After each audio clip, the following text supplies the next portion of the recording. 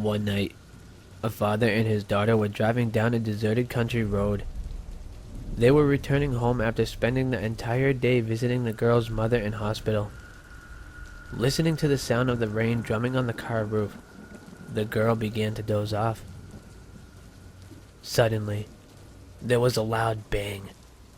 The father struggled with the steering wheel, but the car skidded off the wet road and slammed into a stone wall. After checking that his daughter was uninjured, the man got out of the car to survey the damage. Both of the front tires had large punctures and the right fender was crumpled against the wall. The rest of the car had survived unscathed.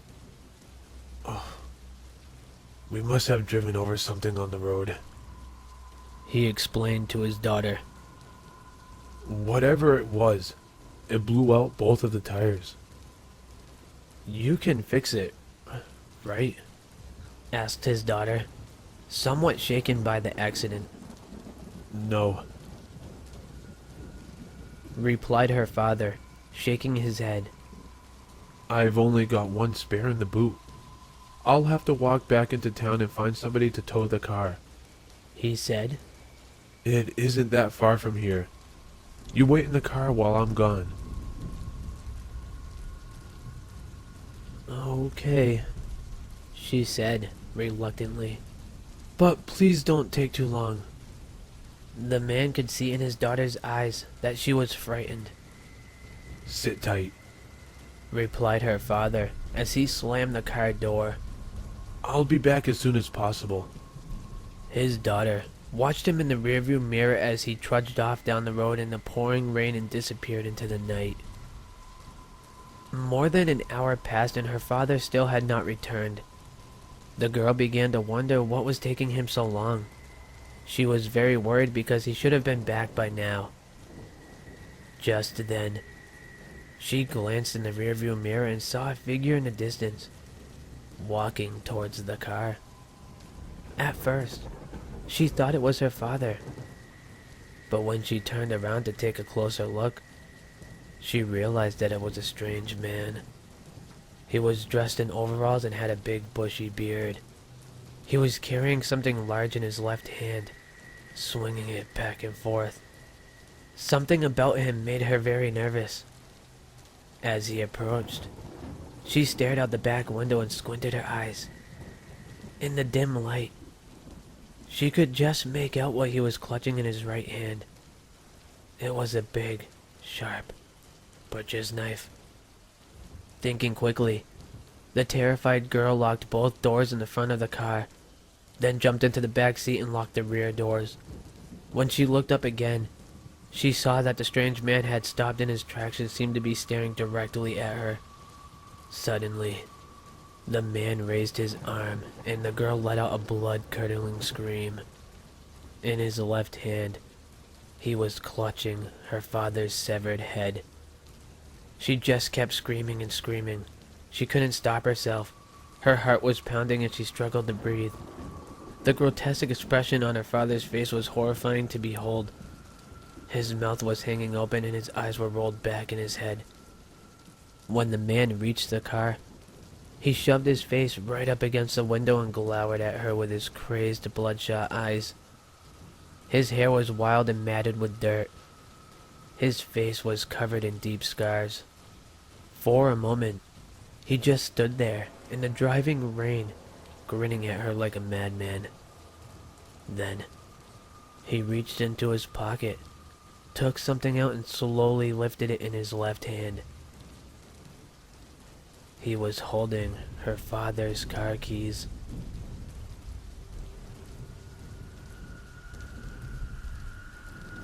This is a story I heard from my friend Kay at a university. A man got whiplash in a car accident and decided to convalesce at home for a week.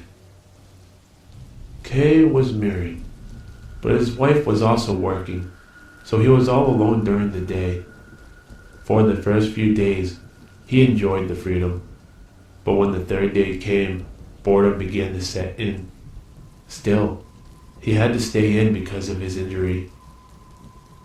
Then one day, past lunchtime, he was watching TV absent-mindedly when he heard heavy stamping noises and children's voices from upstairs.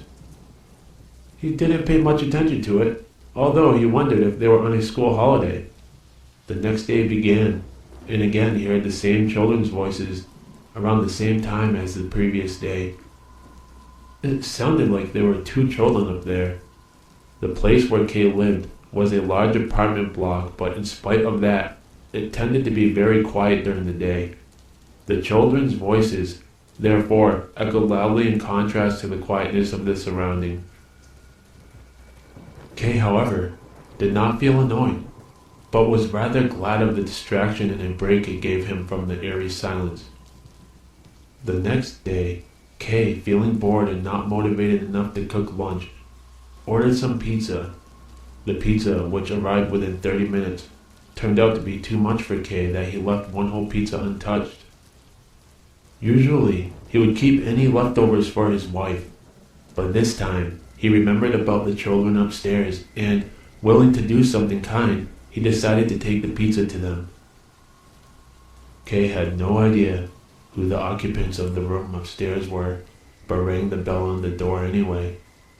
He heard something stir inside, but there was no answer. He rang the bell again. He felt someone was looking at him through the peephole. "Who is it?"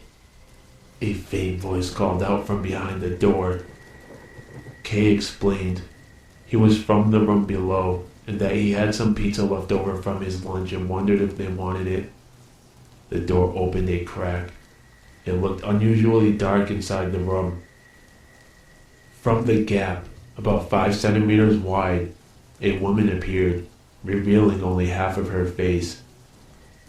"Thank you very much, but we don't want it," the woman said coldly. It was a little too dark to discern her facial expression. Kay suddenly felt he was somehow out of place, like he shouldn't be there. However, he tried to explain to her that he wanted her to give the pizza to the children. A lukewarm air breezed out of the door. He smelled an unpleasant odor. In an instant, 2 children's faces lined up below the woman's face. The door was open still, just a crack. The dull eyes of the children stared at him. The 3 faces were forming a line. "I see. Then I will accept your kindness," the woman said. When Kay put the pizza box through the gap, a hand reached out right from the side and snatched it away. The 3 faces were still staring at Kay. "Thank you," he heard the faint voice again. Kay quickly left the place. He felt spooked. In the corner of his mind, he sensed something was seriously wrong. The image of the children's faces had left a burning impression in his mind. Faces. He felt a chill down his spine. Faces? They were forming a line. His pace quickened. He wanted to get away as fast as he could. He waited for the lift, but it would not arrive. Forming a line. Vertically. On top of each other? He pressed the button again and again. But the lift still did not come. He turned to the emergency stairs. His head throbbed with pain. He began to feel nausea. Just as he opened the heavy door leading to the emergency stairs, he felt eyes on his back.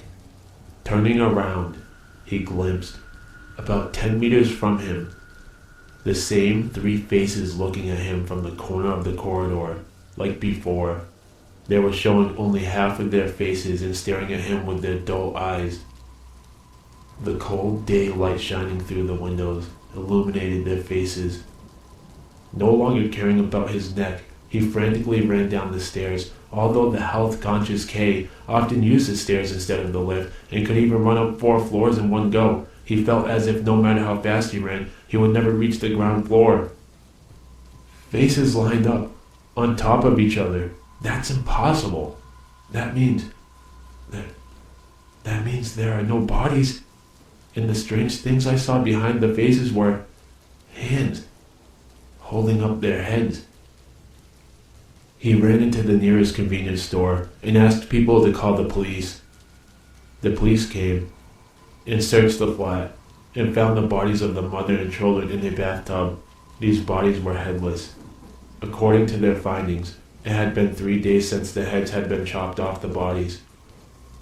And the husband, who turned out to be the murderer, was found hiding in the wardrobe insane. He insisted his family was still alive. There was a terror in his eyes. The police did not know the source of his terror, though.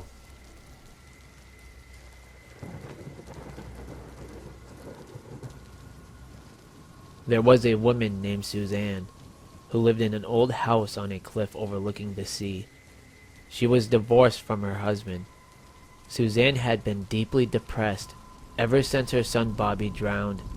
She was devastated by the loss and felt like she couldn't go on. As time went by, Suzanne began reading books about black magic and Satanism. The more she read, the more she knew. She came across a spell that was supposed to be able to resurrect the dead. One dark night, she drew a pentagram on the floor of her living room. Lighting some black candles, she stood in the middle of the pentagram, and at the stroke of midnight, she read aloud from an ancient satanic book. Come fulfill my desire, and do my bidding in accordance with my will. I conjure thee, in the name of Satan, whom all evil is obedient, by which name the earth is overthrown, the seas turn black, the ground shudders, fire is quenched, and all host of things are dead. Lucifer, prince of darkness, return my son, who drowned by accident. Return him to me now, I command thee. Afterwards, Suzanne blew out the candles. She collapsed to her knees and began to weep. All of a sudden, she heard a faint scratching on her front door. Cautiously, she walked over to the door and listened. The scratching grew louder. "Who's there?" she cried. There was a long silence, and then she heard a voice whisper, Mommy. Suzanne opened the door and was shocked to see a small boy crouched on the doorstep. He was soaking wet and shivering with the cold. "Bobby, it's you! It's really you!" she cried. She hurriedly brought him inside and put a towel around him, trying to warm him up. His teeth were chattering and his hands were shaking. "I was so lonely and desolate without you. Bobby, where were you? What happened?" I remember water. Cold water. And I couldn't breathe. I woke up and I couldn't remember who I was. I walked and walked in the rain. These people found me and they took me in. I didn't know if I was alive or dead. "You're alive, Bobby. You're really alive." Was I a good boy, Mommy? "Of course you were a good boy." Did you love me, Mommy? "Of course I do. I do love you. From the bottom of my heart." Were you nice to me, Mommy? Of course I was." Bobby stared at her. It was a mean, angry stare, and there was a spiteful sneer on his face. It frightened Suzanne. I want to play a game with you, Mommy. Hide and seek. All of a sudden, he raced up the stairs. All of the lights in the house went out. "Bobby, what are you doing? Where are you?" she cried. There was no answer. "Bobby, stop this. I want you to come right back here. Bobby, please don't do this to Mommy. Bobby, for the last time. What are you doing?" Just then, she heard the boy's voice coming from the darkness. Aren't you glad the lights are out, Mommy? It makes the game more fun. "You're going to hurt yourself in the dark," Suzanne replied. Suzanne cautiously walked up the stairs, feeling her way in the darkness. When she got to the top, she looked around, straining her eyes to see. "Bobby, "Stop this now! You're making Mommy very angry," she shouted. All of a sudden, the door burst open and Bobby was standing there, cackling like a maniac. In his hand, he held a long, sharp kitchen knife. Let's play hide and seek now, Mommy. Suzanne recoiled in horror. Backing away, she tripped and went tumbling down the stairs. When she landed at the bottom, she looked up and saw her son coming down the stairs with the knife raised above his head. You lied, Mommy. He said, Bobby didn't really drown by accident. You knew that. Bobby drowned himself. He couldn't stand the way you threatened him, and he killed himself just to get away from you. Don't you see? Bobby didn't want to come back, Mommy. No, Bobby hates you, Mommy. He didn't want to come back, so he sent me instead. Just then, there was a flash of lightning, and it lit up the whole house. For one terrible moment, Suzanne saw the face of the thing that had come back instead of Bobby.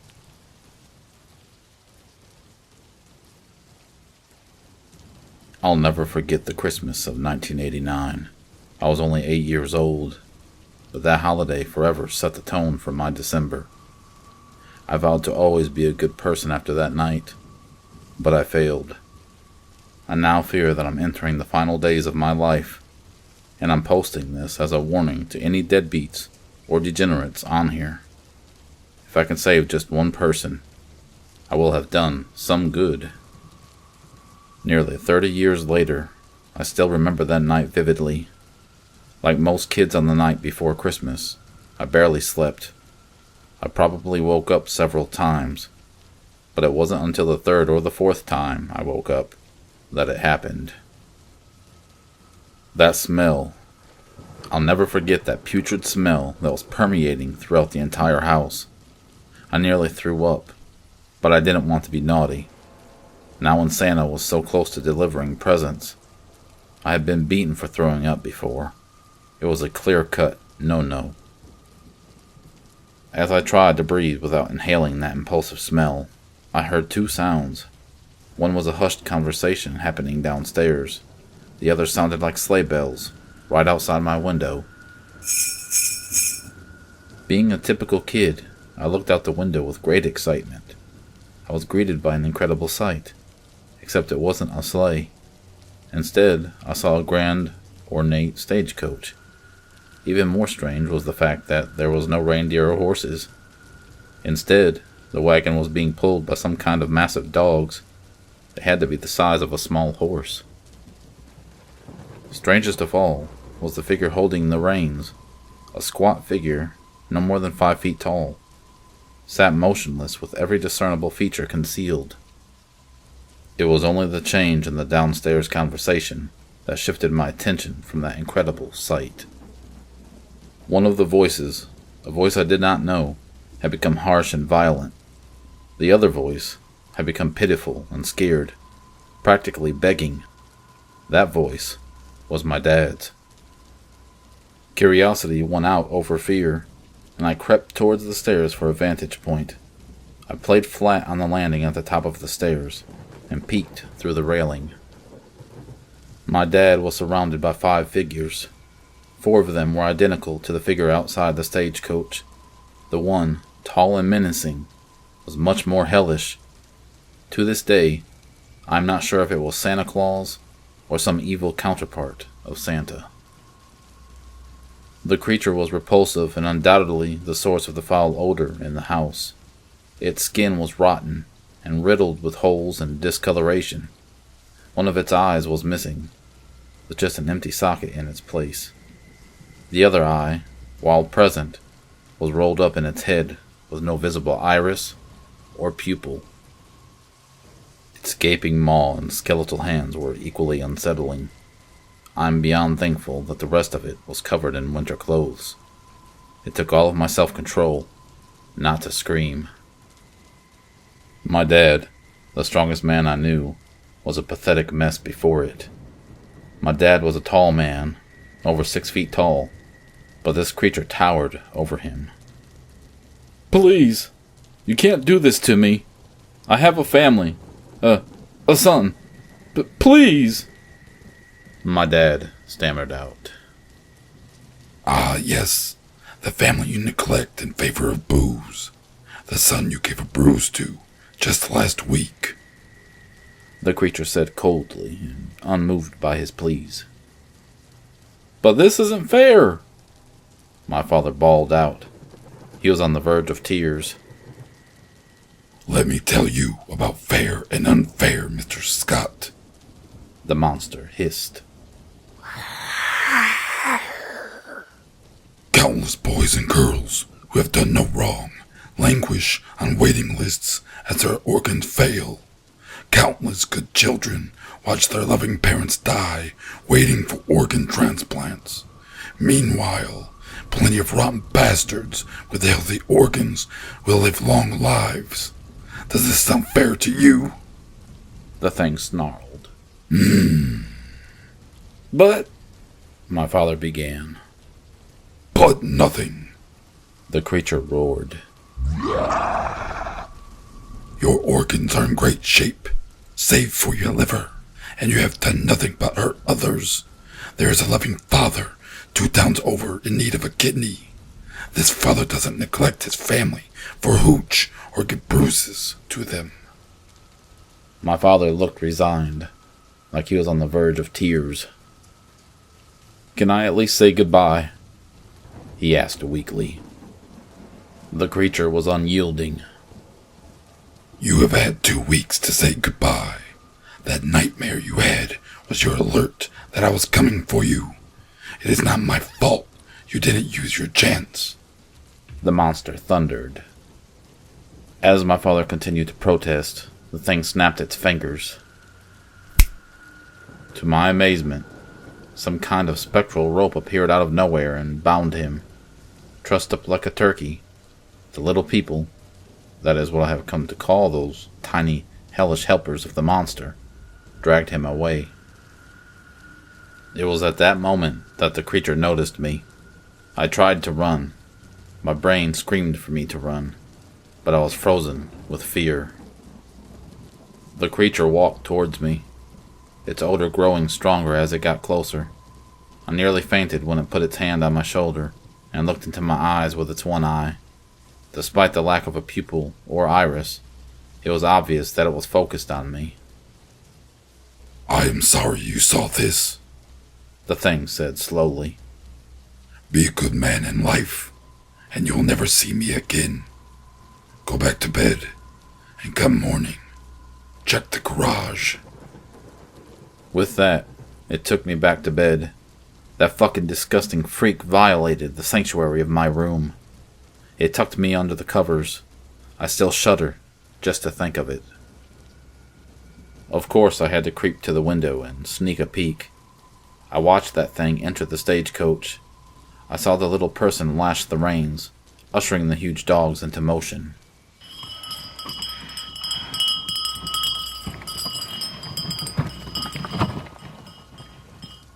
As the dogs began to run, a mysterious veil appeared in front of them.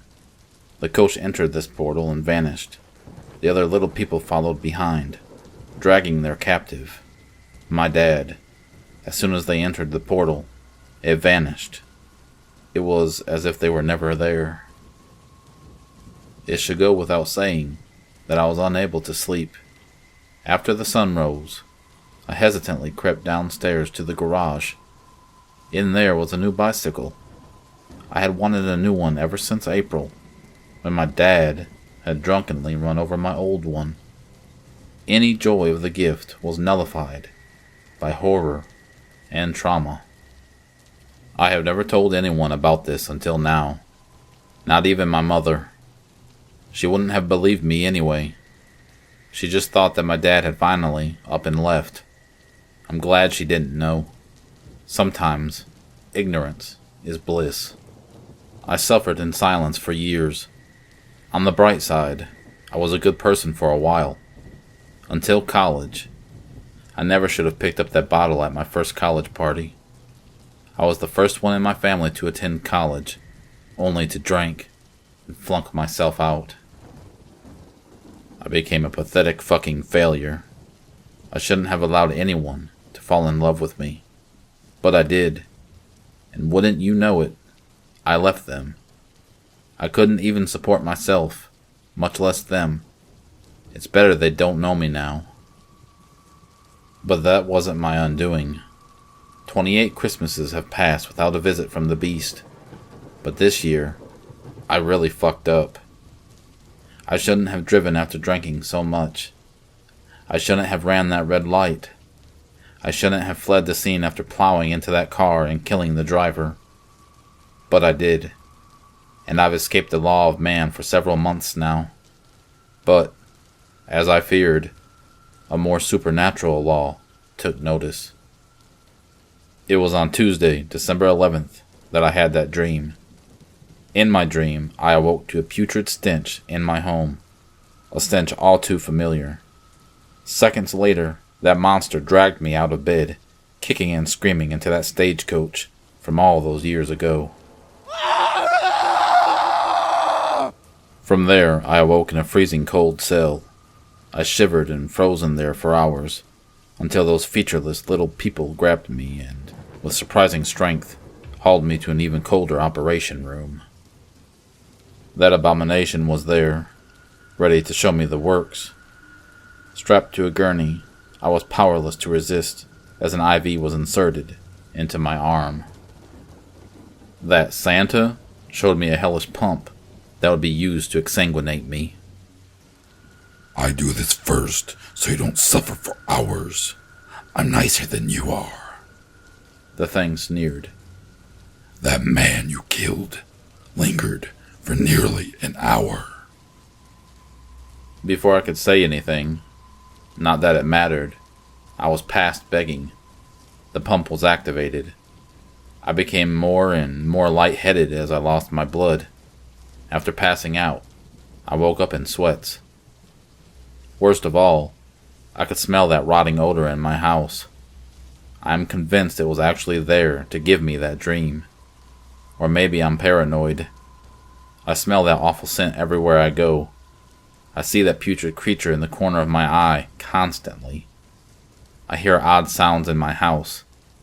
It can't be the house settling. You know that feeling when nothing is behind you or in the next room, but it sure feels like there is? That's how I constantly feel. Sometimes it is my anxiety, but sometimes it is genuine. I am sure of it. This is my farewell to all. My life's been nothing but failure and bad decisions, but I realize now that I wish I had salvaged it. Or what could have been. If my story helps just one person write their path, this will have been worth it. I will attain some shade of redemption. So be good this Christmas, and be good forever and always.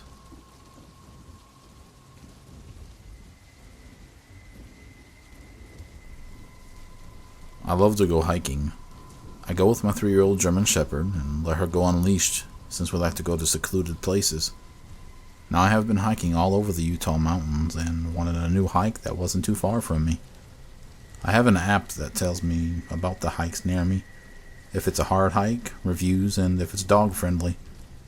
Now I was scrolling through all trail looking for possibly something new, but I wasn't too hopeful.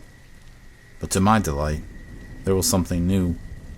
I don't know why I don't remember the name of it, but I do remember it was at the bottom of the list, and it had one review saying, good. I thought that was kind of strange, mostly because people love to review hikes and they try to tell the city what they can do to improve the hike and make it more safe. But I figured it wasn't a popular hike. So the next day, Kyrie and I packed up our stuff and went out towards the hike. I always carry a first aid kit with extra food, a knife, and just emergency stuff in case I get lost. It's important to mention now that Kyrie eats a raw diet, meaning she eats raw meat, not cooked. Since we were going so early in the morning, I thought I could bring some with us. I put it in her blue backpack that I make her wear and decided when it got warmer, we would stop to eat. Where I live, there's a long drive, the canyon, and many roads going towards the hike you'd like to go on. This one was a little further than I'm used to. But I didn't care as it was new and I was excited, so was Kyrie. She cries in the car until we get there. Now I was following the directions on my phone and saw that it led me towards a thin road that was hidden. No wonder I haven't heard of this place. It was so hidden and so far up in the mountain. The road only fit one car, so the whole time I was so anxious that another car would come down and how I would handle that. But there never was. I never saw another car. When I got to the parking lot, if I could call it that, I noticed there was only space for like 3 cars, all in a tight space. It was so small, so I decided to park my car with the front facing towards the road. I thought maybe it was private property. Checked the app, but it didn't say anything about private property. So I shrugged it off. I got Kyrie out, prepared us, and we saw the trail. Now, even though I knew there wasn't anyone parked there, I kept Kyrie on a leash. I didn't know if there were bikers along the trail, but after 30 minutes or so, I didn't see anyone, so I decided to let her off the leash. It was a steep hike for the first half, but it was beautiful. We were deep in the woods and I felt at peace. I used to wear headphones when I hiked, but didn't anymore, so I was enjoying the natural sounds of the forest. It was still early in the morning, so I wore a light jacket and decided when it got warmer, I'd give Kyrie her breakfast. Now before you start to hate, I know, bringing Kyrie's raw meat was absolutely stupid and ignorant of me. I had never seen a bear or wolf or anything, so I got cocky and just thought it was okay. I learned my lesson the bad way on that day, so no need to tell me I was dumb. But honestly, I wouldn't blame you if you commented that. Now here's where we begin the bad part of the story.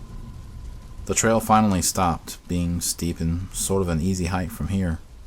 When you got to the top, you could see through the trees, a beautiful open meadow.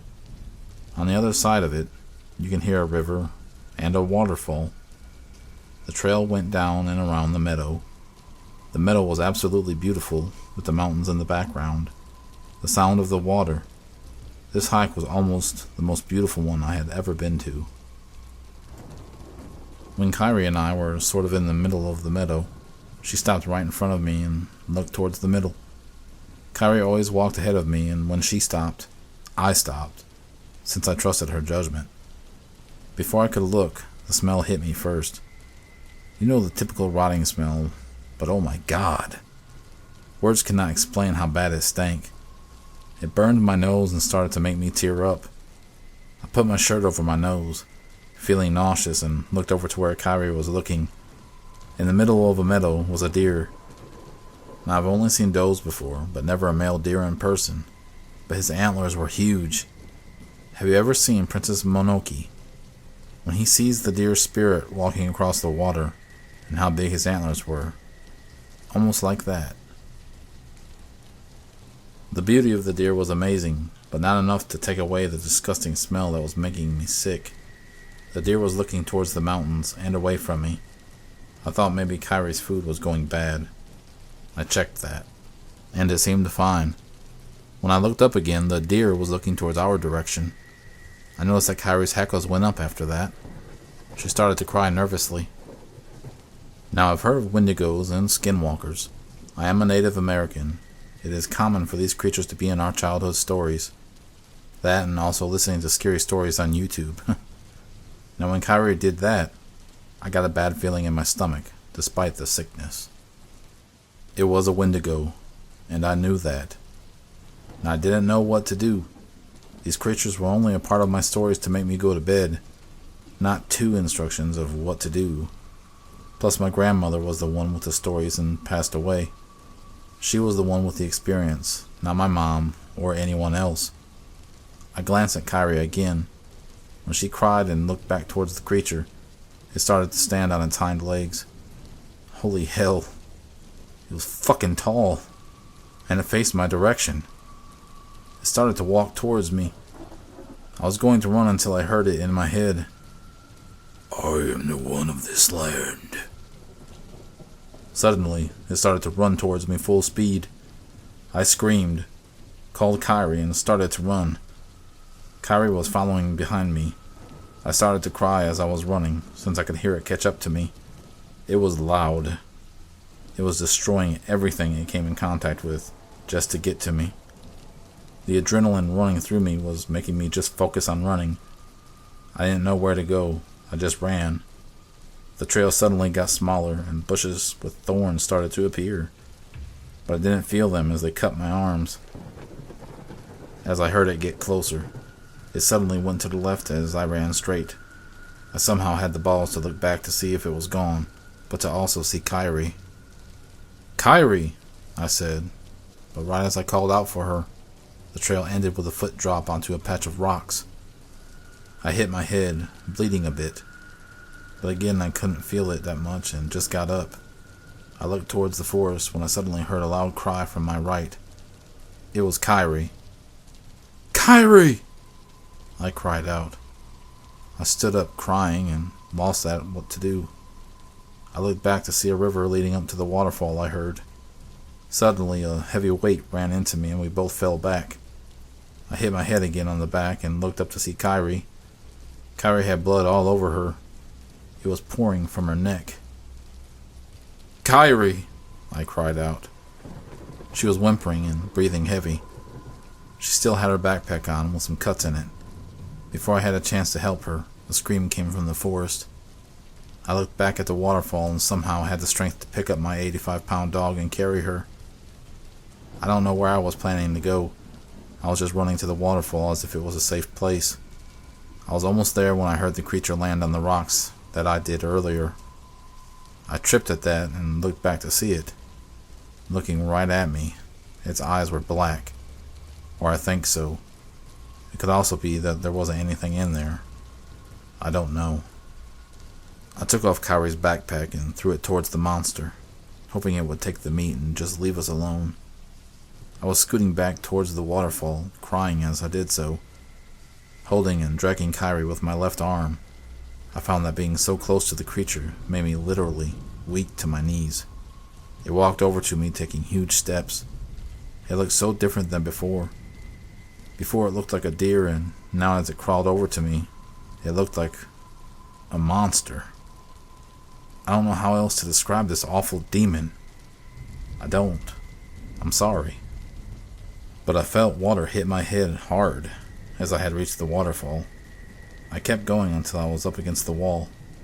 There was barely enough space where water wasn't hitting Kyrie and its faces. Kyrie felt limp at this point. I could somewhat see the creature through the water, but still saw it coming towards me. It stood on its hind legs.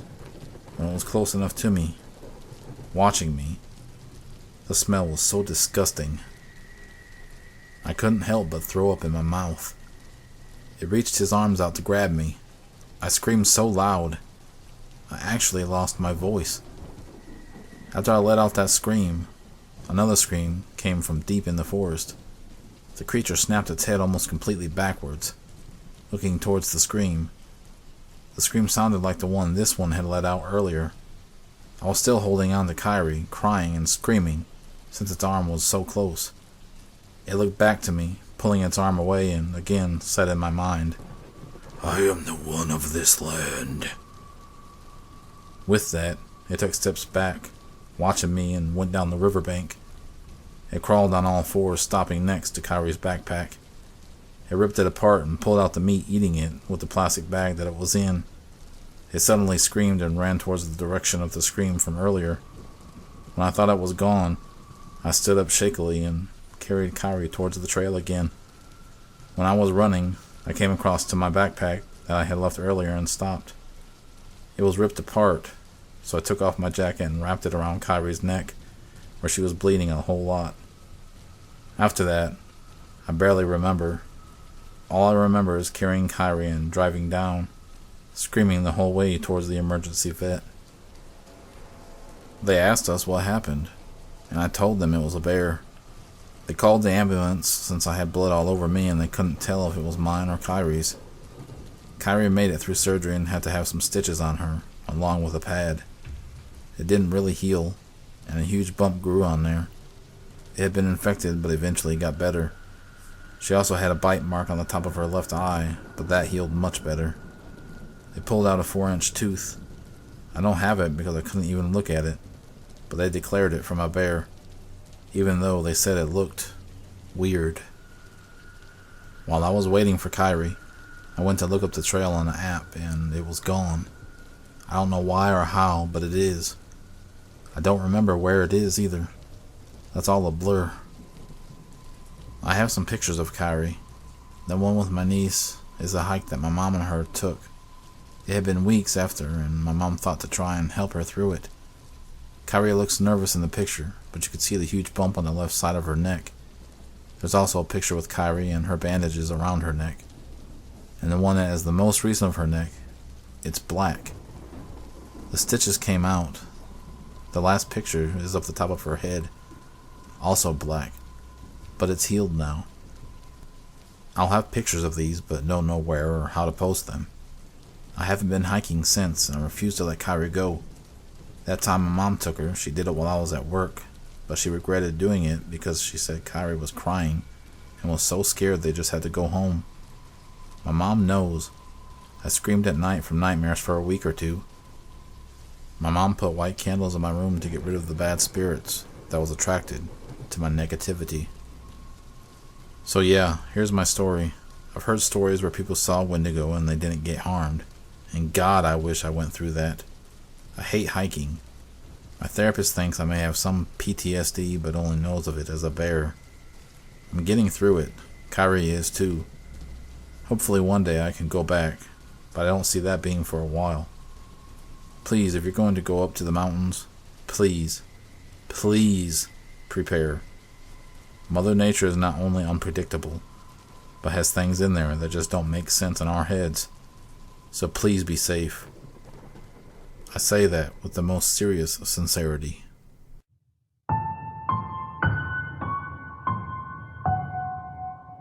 Hey, this is the Grimtail Brothers. Make sure you like and subscribe for more.